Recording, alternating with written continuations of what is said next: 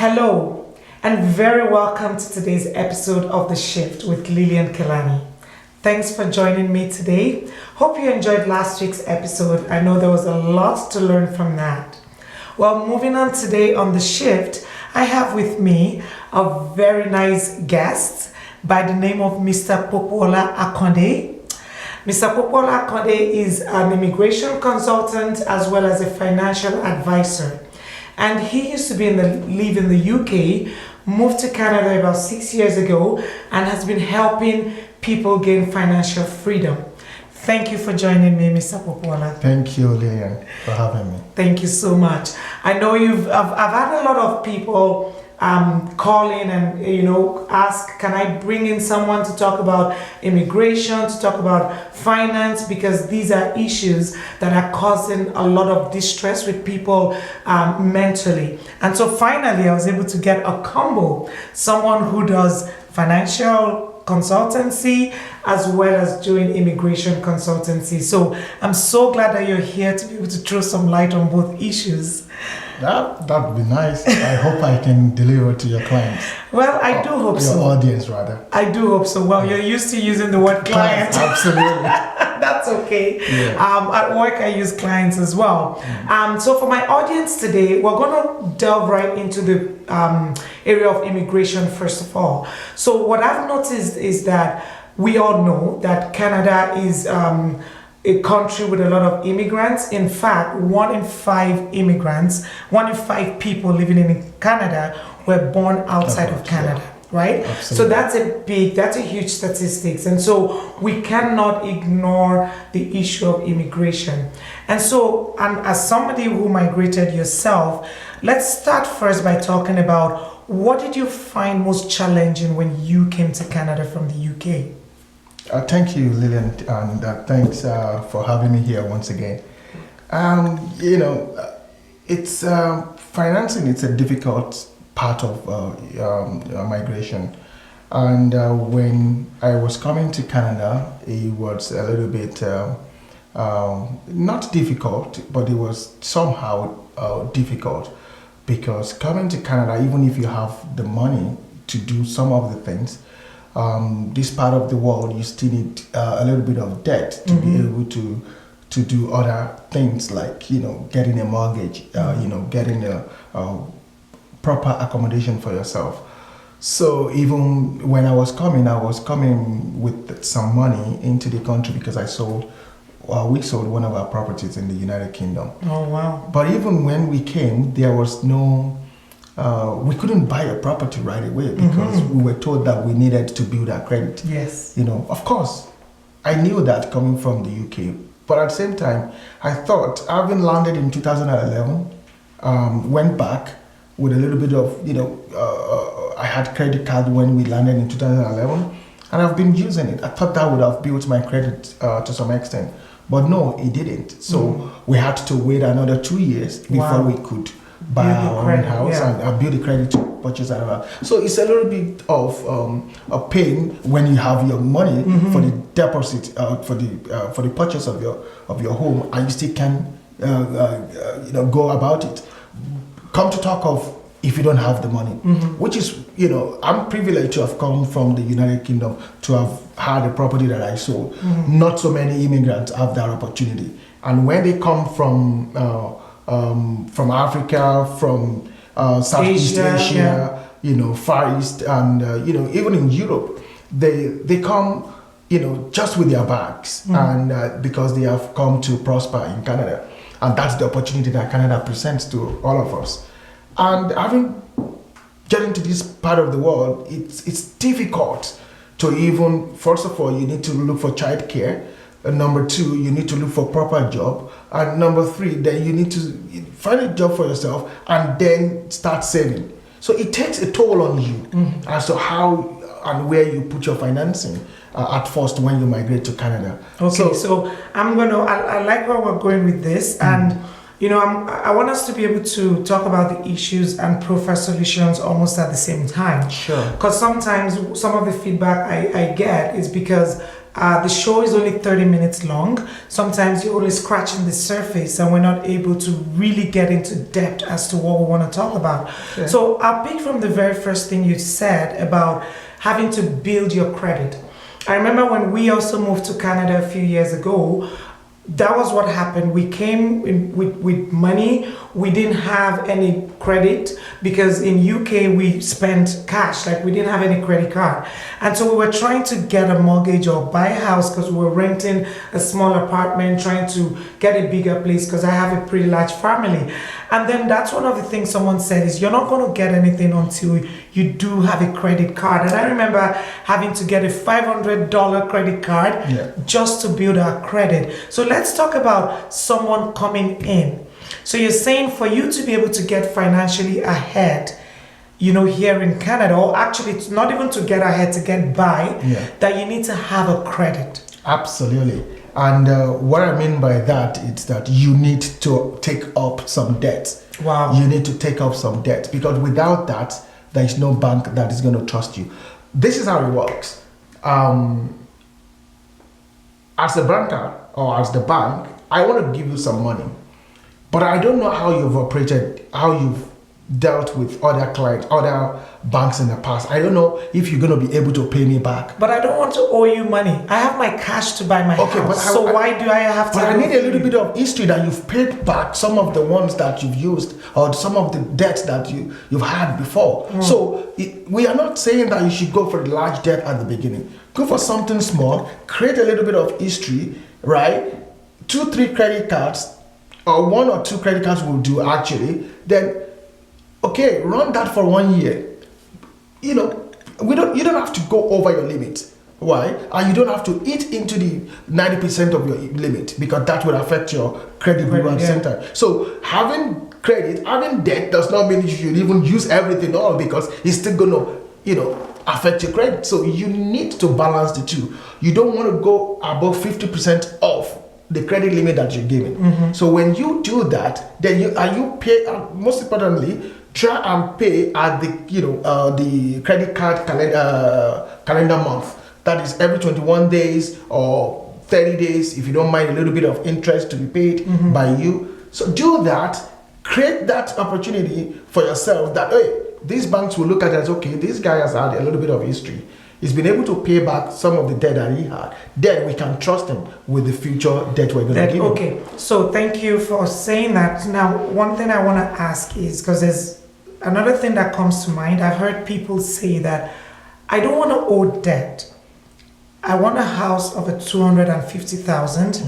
I have my money, and yet I cannot buy a house. Because remember that some of these immigrants are coming to the country not because of financial reasons. Some people it's security, running away from, you know, trouble from one part of the country to another. And so some people actually come in with money and they want to be able to buy, for example, a home. I know that with some people's religious belief, they cannot buy things on credit.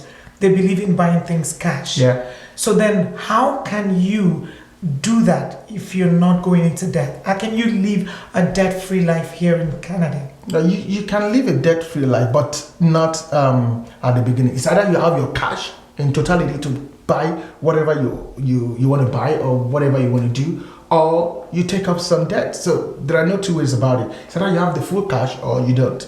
And like you rightly said, that some people, that most of us, or some of us, we come into this country with a little bit of cash, and we have the money, we have to go, the way we're there to go ahead. That's not the way it works, ma'am. The way it works is that it's either you pay in full, or you pay, you take debt for the remainder of the money you're looking for. Yeah, I said that because you also need an income to prove that you're going to be able to pay the remaining debt. Okay. So if you don't have an income, you can't. That's what we're looking for. We can't even give you the debt, even if you have 50% of the down payment. Okay. Because we're going to be wondering where are you going to where are you going to make money to be able to pay the remaining 50% over the time. Okay. So then I know that there's only a little percentage of people that actually do have cash. And I think one of the reasons they prevent people from doing that is money laundering, because you don't want people to take money from a country and be bringing it here to deposit, all that corruption and all that. Okay, so let's go back to focusing on the debt. Let me quickly touch a little bit on that. Okay. On the anti-money laundering stuff. If you can prove that, you can bring your money from anywhere. Okay. All you need is to provide us the sources of that fund. Okay. And we'll be good. Okay. And the banks will be good. Okay. So people that are concerned about that, you've heard that from Mr. Popoola. Okay, so then let's go back to those that are the debt portion of things, because majority of us out here living, we owe debt, and that's the major stressor. So there's a lot of mental health issues, there's a lot of depression, anxiety, actually suicide, because of people owing money and the banks coming at them for money, trying to foreclose your house or take things that belong to you. You buy a car, you leave the next minute, you find out you're in financial debt, you try to, financial mess, you try to return the car, they won't take it back from you. There's a lot of anxiety around that. So how then can you live a life that's not so stressful financially? It's so simple. It's living within your means. It's living within your means. If you're not, that's why you want to go to the bank with an open mind. Okay. You want to approach a lender with full information and avoid lying. Tell the truth. They're going to tell you what you're capable of doing. We have the resources. The banks have got the resources to tell you what your affordability, right, and what you should go for. So people that find themselves in their position, I bet you they've gone above their means. They've actually either gone to the bank to lie to get that particular item, and now it's become a burden to them. So if you follow the procedure, if you follow the rules, that shouldn't be a problem. You'll be able to buy the cars that you can afford. And who says you can't buy a car of 2,000 or 3,000 cash? You can still do that. 3,000, 4,000. You can use as a new immigrant. You can use that for 1 year, 2 years, 3 years. While you're trying to settle down, and you can then move on later. So the problem we have is that we find ourselves in an opportunistic environment, and we also want to take that opportunity, we'll take that advantage right away. That's not the case. You have to queue up. You have to follow the rule. You have to do your bit and live within your means. Okay, thank you so much. So live within your means, and I hear that you should save really 10% of your income as much as possible, right? Yeah, that's correct. Yeah. That's correct for money savers, people that like to save, that are disciplined. Shouldn't we save money? Oh, yes. Isn't that how you get money, is by saving? No, that's not how you get rich. That's not how you make money. It's not by saving. It's only little people. How much are you gonna save? So how can I get rich? You need to tell me this. You can get rich how much is the bank going to give you on the money you're saving? 2% on GIC, 1.5%. That amounts to nothing, right? But there are other riskier investments. But you have to make sure that before you go for those investments, you have a shock absorber. What I mean by that, you can withstand that. So because some of these things are very risky, right? But there are some real estate investment trusts that you can invest in, right, and make maximum return, 15%, 10%, 20%, right? And if you are the type that you like business, go into business. Most of us have been blessed with certain skills that we can do outside of our 9-to-5 job, and you can take advantage of that. Invest your fund in that. Transform that. You see it increasing exponentially rather than putting it in the bank and they give you 1%, 2%. Wow, thank you. Because I thought I could save to get rich. I thought saving was the way to go, but actually it's investment, as you've heard from Mr. Popoola today. Okay, so we're going to go into let's dig a little bit back again into the financial part, because I know that a lot of people have stresses when it comes to finances as a new immigrant. Now, how do you then navigate the society? Because that's one of the things that even if you bring money and you don't have a steady income, you're going to run out of funds pretty quickly. Absolutely. Right? So how do you then navigate the society to make sure that you have a steady income once you're in? Thanks for that question. I really love it. See, and I keep telling people, my clients, most of my immigration clients, the first question I ask them when they ask me, are there jobs in Canada? I tell them, are you that lazy that you can't clean the toilet? That's the question I pose to them. Are you that lazy that you can't go to the store and just stock the shelves? That's what I tell people. I remember, if you don't mind me giving this analogy, as a student in the United Kingdom when I first migrated in there, we were not allowed to do 9 to 5 jobs because we wouldn't even have been able to do that because we're always at school 9 to 5. But in the evening after 5 p.m. to 9 p.m. we could pick up a job either on the in one of the shops, stock the shelves, and on our way home we make some money. And that's the same thing here. When you find yourself in this environment, even if you're an accountant, you are a banker, or in as much as it's not conflicting with your main job, you can find additional job elsewhere, make some money out of that, so that even if you lose your main job, it's going to be difficult for you to lose both jobs. Let's be realistic. But even if you lose one of the jobs, right, you still have a little bit of income to fall back on. So that pressure will not be on you. Then you can take your time to look for another best job for yourself. And I think that's the approach that we should take until you know that you have, like you rightly said, you've saved enough money, or you've invested enough money that all the returns on your investment can actually service all the outgoings that you have monthly. Then you can do that. But if not, take another job. Don't be too proud. Well, now you've heard it from the financial advisor, take another job. But you remember the last few episodes we talked about not doing, having time to rest as well. Because at the end of the day, we don't want people to get unwell and get sick and get too much. Because sometimes in a bid to chase money, we compromise our health. So get a good balance. As much as you want to be able to pay your bills, you want to live long enough to be able to do that. Okay, so now I read something recently that talked about one of the reasons why people are poor is because, especially for immigrants, that they have too many people they are supporting. So most people migrated from somewhere and you have families depending on you for money. Can you shed some light on that, please? Absolutely. I mean, we both come from the same background, and many of us are responsible to about 3, 4, 5 people, back home where we come from. It's difficult when you have 5 families on your payroll that you're paying without, them doing anything to bring back the money into the fold. So it's a little bit difficult. And that's one of the things that is overwhelming, that's causing these problems for us here. But you know what?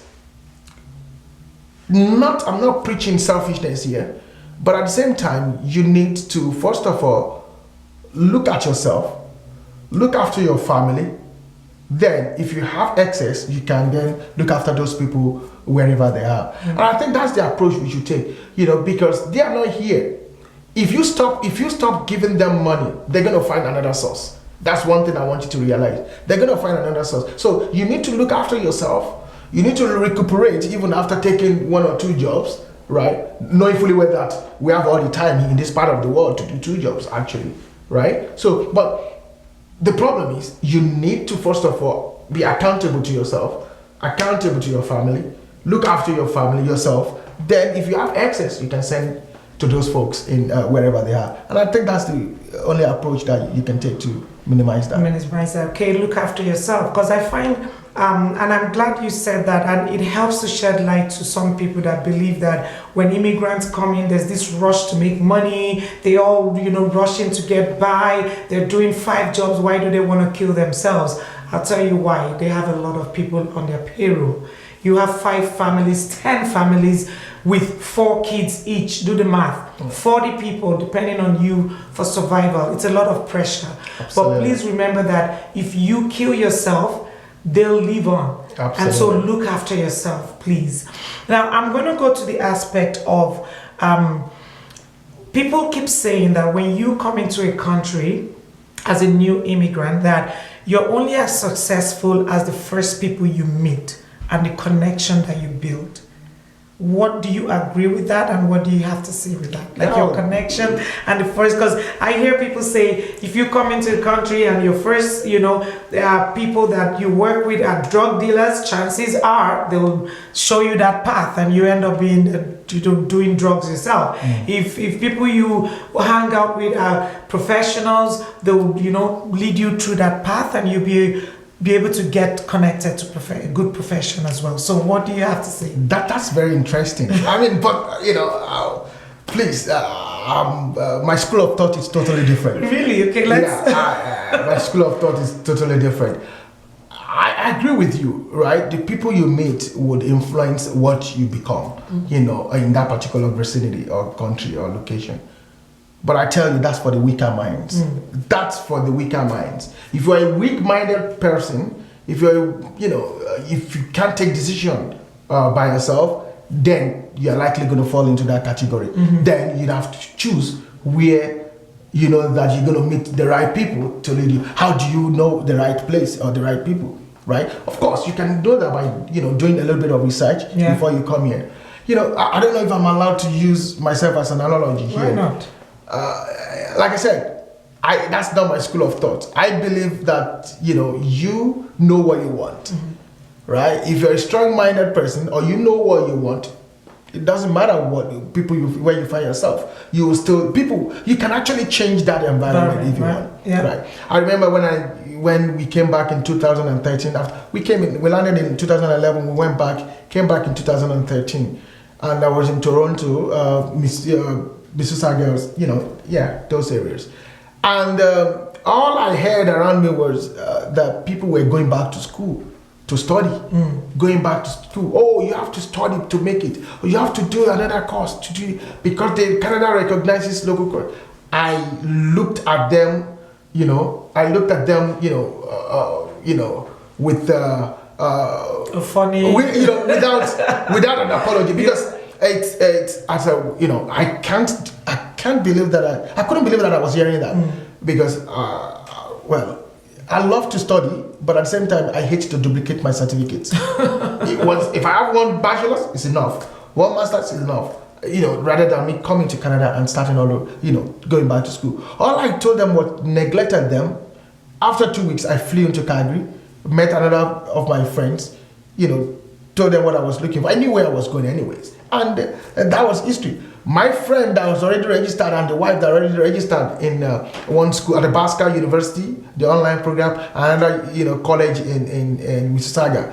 When they heard that this guy was not ready to, I was not ready to do any program, and I was already here, they had to fly out and came to Calgary. I tell you, they never went back to studying those programs or those courses. So yes, people you meet affect you, but at the same time, you have to be strong. You have to be strong-minded to withstand and know what you want before you come in. And because there are jobs here, and there are jobs, and you have to find them. Okay, so you have to find those jobs. Now, speaking of jobs, we know that when people migrate into any country, the first 2 years they hit a depression. Like I know the first few months, even for me, while I was trying to get a job and then get the right job, because it's one thing to get a job, it's another thing to get the job that you want. And I find that's one of the things that depress people, is that I came, maybe for example, I come from a country, maybe I'm from the Philippines, I'm a physician over there, I'm a doctor. I come here, my certificate is not recognized, and I have to be working as a cleaner or healthcare aide. Please tell me how I am not going to be depressed. Oh yeah, absolutely, you're likely going to be depressed. But I have a good news for you and for the audience. Just yesterday, the new government of Alberta, the Premier, Jason Kenney, met with the stakeholders in the regulatory body, the professional organizations, and they're going to be auditing them to make sure that they make it less rigorous for these credentials to be evaluated. Wow! So that all doctors can go back, doctors and pharmacists and accountants that are doing cab drivers can go back to the hospital. We need a lot of doctors in Alberta here, and we have hundreds of doctors that are still trying to pass their exams. Yeah. Hundreds of nurses that are still trying to write their qualifying exams. Hundreds of accountants going to the CPA that are already chartered accountants from wherever they come from. So the government of Alberta is, if you're listening to me and you're outside Canada, you want to migrate and you're a professional in any of those fields, Alberta is the place, because very soon it's going to be less rigorous and all these folks can go back to work. So that depression will go. Thank you. Because for those of us in Alberta, I know he's telling those of you that are outside to come to Alberta, but I mean, those of us in Alberta, a few weeks ago, I was doing interviews because I do interviews with my work, and I was interviewing this guy who's a physician, and I'm interviewing for him for a healthcare aid. He actually has also his degree in pharmacy. I had this, it was like tearing my spirit. Absolutely. Because I didn't even know who he was. But by mid-interview, he was so intelligent. Like the way he was answering the questions, when somebody is way more qualified than the job. And I felt so bad. And I hear such stories. I work with a lot of nurses that have 20 years experience from India, from the Philippines, from places in Africa, and they have to work as being housekeeping or as healthcare aides, and you sit with them and listen to these stories, and it just breaks your heart. So I'm so grateful, and I really feel there's a light at the end of this tunnel for people to be able to recognize their credentials so they can work in the right field, because that in itself is a huge stressor. That's the greatest of all the problems the immigrants have when they come in here. And I can tell you, I have a doctor who was also working in Walmart. Oh my! Right, and he's just trying to write the exam. Up till today, he has not passed his exams. Wow. But I've been pushing him, but he has written the final one, I think, but he's waiting for the result. So there's so many people out there that needs to break away from this, and the time is here. And also, what we need to do at the same time is we try as much as possible. Don't let this get into us. Have it at the back of at the back of your mind, and also, pamper yourself a little bit. Tell yourself that, okay, well, I'm in a new environment, so I'm gonna get there. And you will get there. Take yourself out of that position of depression, and you'll be glad you did. Thank you so much, and I'm just going to reiterate that again, because it's not about starting small, it's about being and remaining small. The goal is that you're going to get where you're going, but please do not die while you're waiting. Waiting is actually an action word. You can do some volunteering, you can do some charity work, you can do some things on the side that make you happy, that make you fulfilled. And even in that job that you're doing, say for example, you're a physician and unfortunately you're working at Walmart for now, see it as in that moment, that's your hospital. Absolutely. That's your clinic, right? Absolutely. Anyone you come across, have a positive impact on them. Let them see you and say, you know what? When I saw John at the mall today, stocking the shelf, I spoke with him and he was able to give me some form of life and reassurance. Please do not get discouraged by that. Now, I know our time is really far spent, but one of the things I want us to talk about today, because people wanted me to ask you that, is if you come into Canada as a new immigrant, how do you open a bank account? How can you open a bank account? That's pretty easy. When you come into Canada, all you need to do is just walk into any mainstream bank, any bank. Walk into any bank. Go with your proof of ID. Your passport will be sufficient, and also go with your proof of your permanent residency.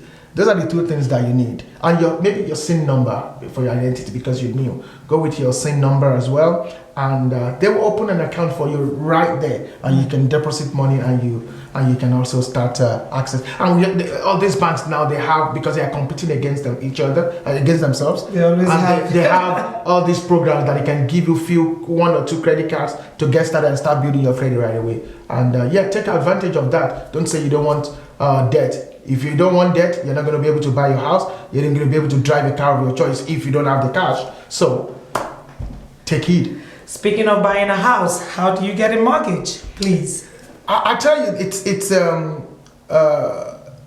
easy and it's difficult. I say that because most of us will do some things the wrong way.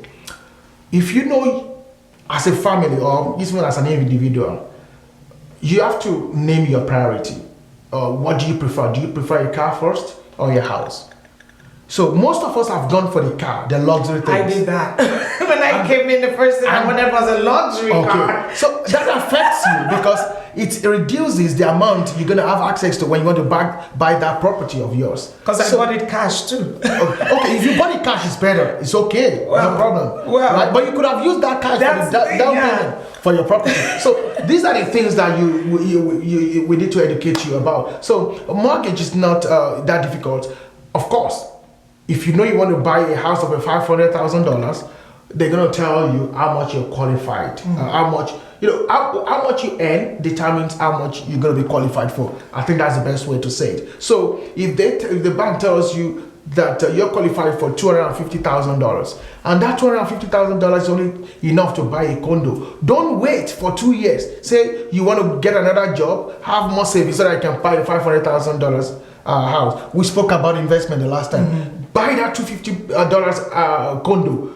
In 2 years or 1 year, when you get that job, move out, rent that out. Equity, you built equity in that. In another 3-5 years, you can sell it, buy a bigger house. You're already on your way, and people won't know how you did it. So that's the way. These are the little things that you need to learn and you need to do. When you find yourself in a country like Canada. Thank you very much. So I know that our segment today has been very Canadian, and we've talked a lot about Canada, but for my viewers outside of Canada, the things we spoke about today can be used anywhere in the world. The principles remain the same, is that whether you belong to that country, you're a native of whatever country you're in, or you migrated to the country, the principles are the same. Invest your money if you have them. You can save, but most importantly is to take risk and invest.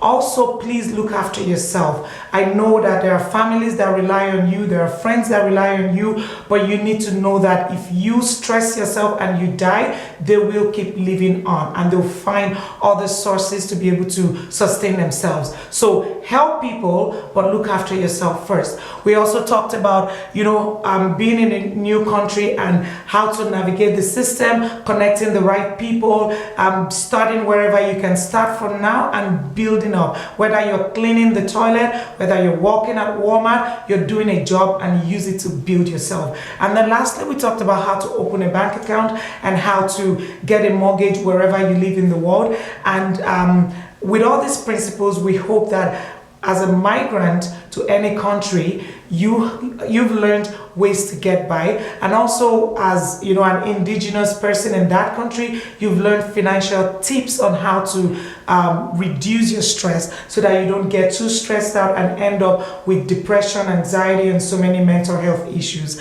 Thank you so much, Mr. Popoola Akande. Thank you for joining me today. I really appreciate it. Do you have anything else you want to add to that? Not at all, but should any of your viewers contact you and want contact for on how to migrate to Canada, our website is hecimmigration.com. And also, if you're looking for financing in Canada or anywhere, we also have consultancy that operates that as well. So, and recently we have a college in Canada now, Canadian Imperial College. Our website is canadianimperial.ca. Visit us, apply to come to Canada, and you'll be glad you did. Thank you so much. You'd swear he works for the immigration. Truly, he's an immigration consultant. Yes, we do need people in Canada. We need people to help build the economy because we know that immigrants help the economy grow. So until we see you again, it's Lilian Kelani on The Shyft. Please remember to like us on Facebook, follow us on Facebook, subscribe to our YouTube channel, follow us on Instagram, and continue to be a friend of The Shyft. And remember, there's always hope. Do not give up. Thanks for joining this segment today. Goodbye.